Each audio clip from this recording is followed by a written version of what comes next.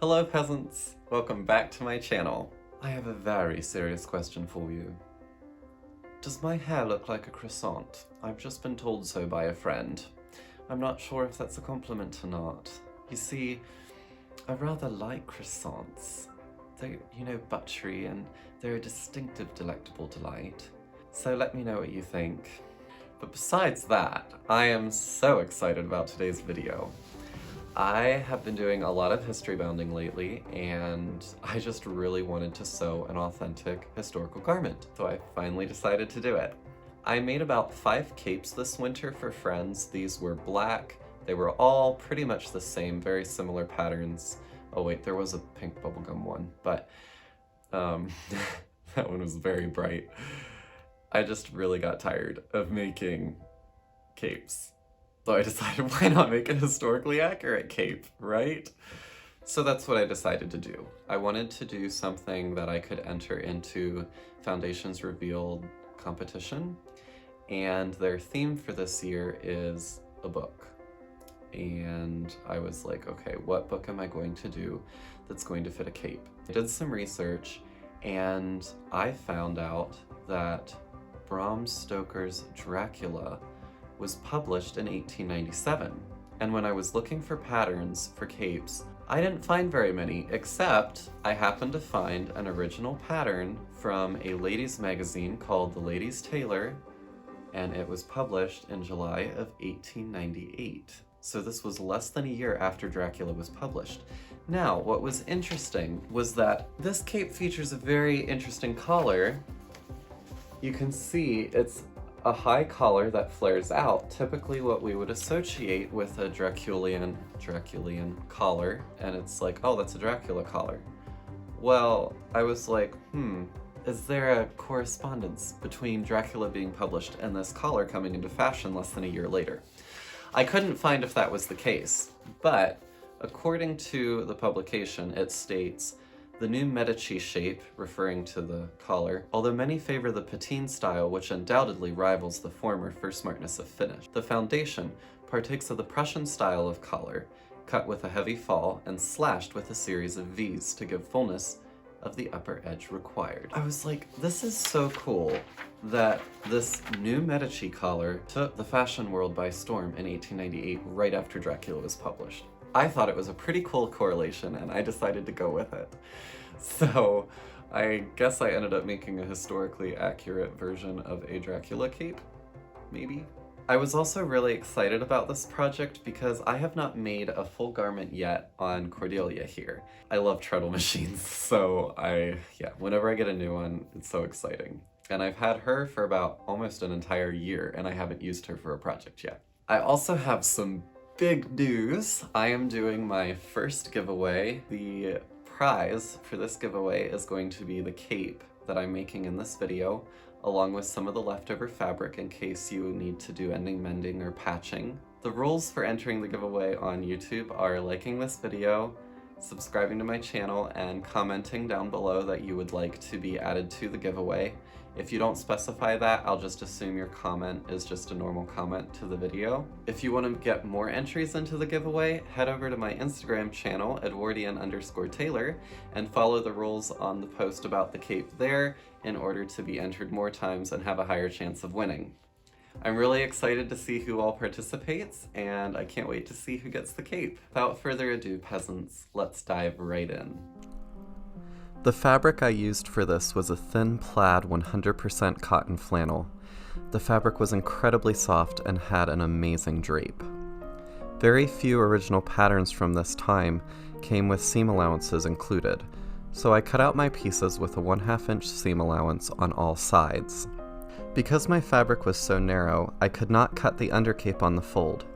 I chose to seam it down the center back.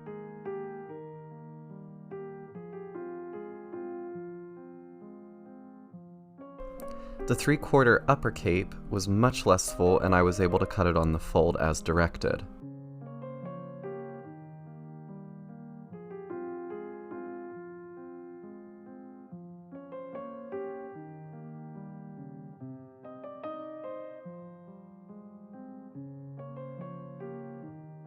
I obtained Cordelia from my brother-in-law last Christmas.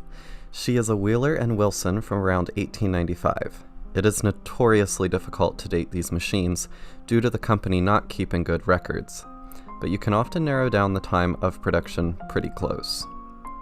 The interesting thing about this machine is that the hand wheel runs clockwise, unlike a lot of treadle and modern machines that operate counterclockwise.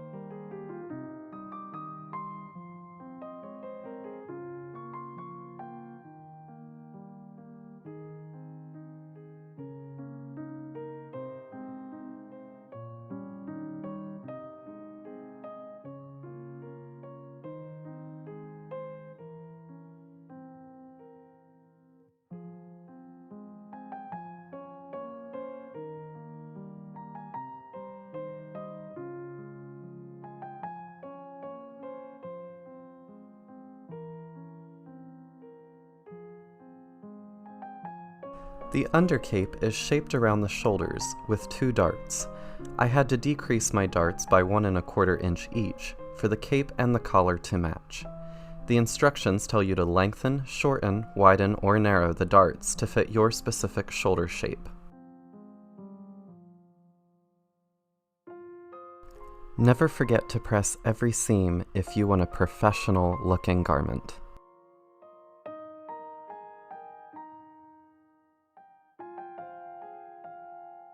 The only seam besides the neck seam in this cape was the back seam for the undercape. I took great care in pattern matching this, and it required a lot of pins, as the flannel was prone to stretching and threatening my perfectionistic nature.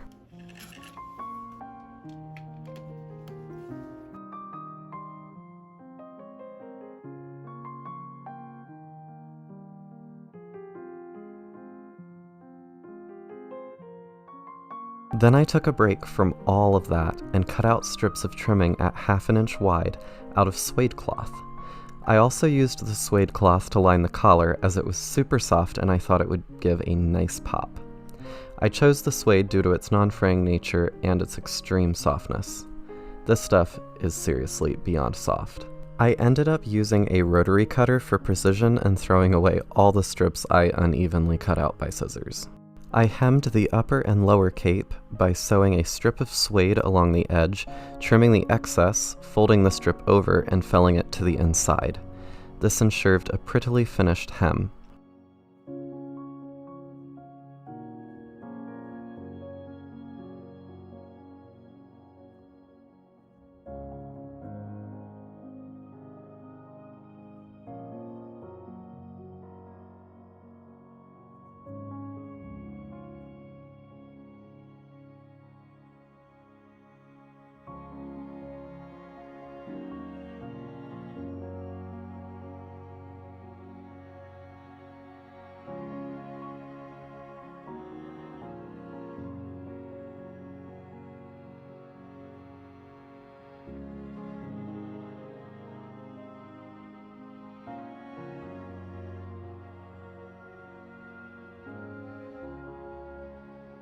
To help create tension while hemming, I used my hemming clamp, who I hath dubbed Reneus. This was given to me by my dear friend, Michaela Coy, also known as Parallels of the Past on Instagram, and if you want to see some of the most delicious and scrumptious historical costumes, go check out her work. It will not disappoint. I decided to go with 2 strips of suede trimming. I marked the placement with chalk and top-stitched down both sides of each strip. Here is some ASMR for you, my dear peasants.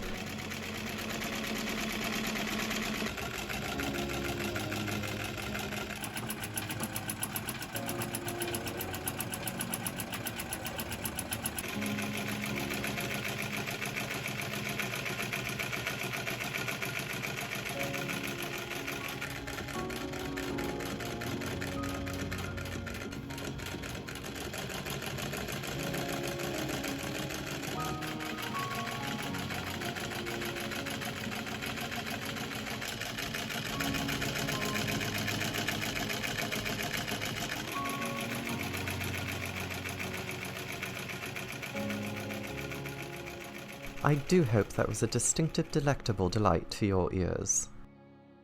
The collar is made up of 8 pieces. The fashion fabric was also interfaced and boning channels were stitched through.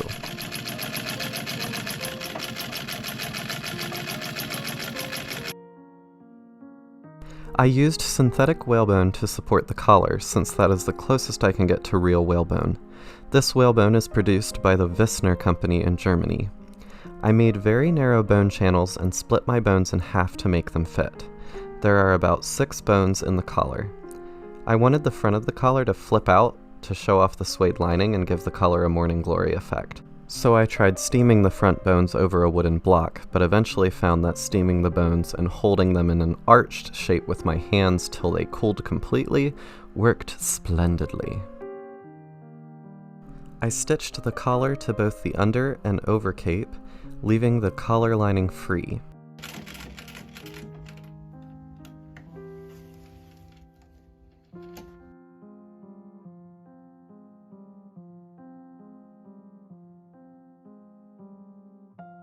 I felled down the lining seam encasing the collar edge.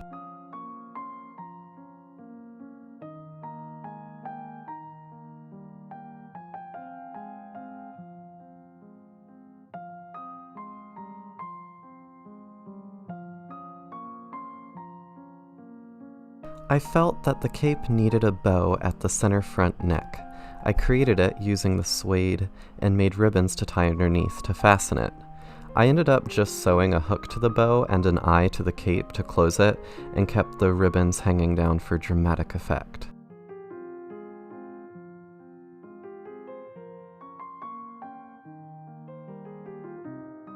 And as always, I included my logo.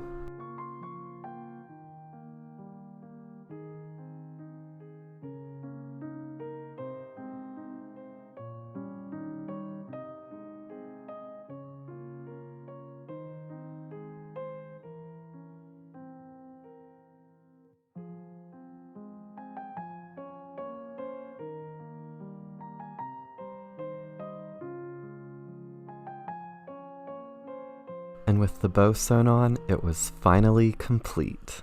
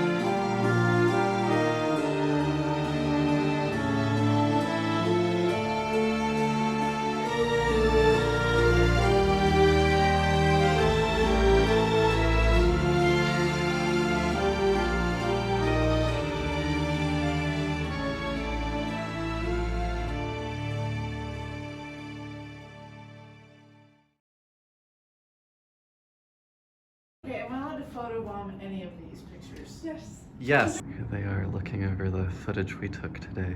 Look at that picture. That's such a good picture. You're modern. Give me my napkin. In front of me. You want me to actually do it? Yeah, do a TikTok. Oh, not the wop! No!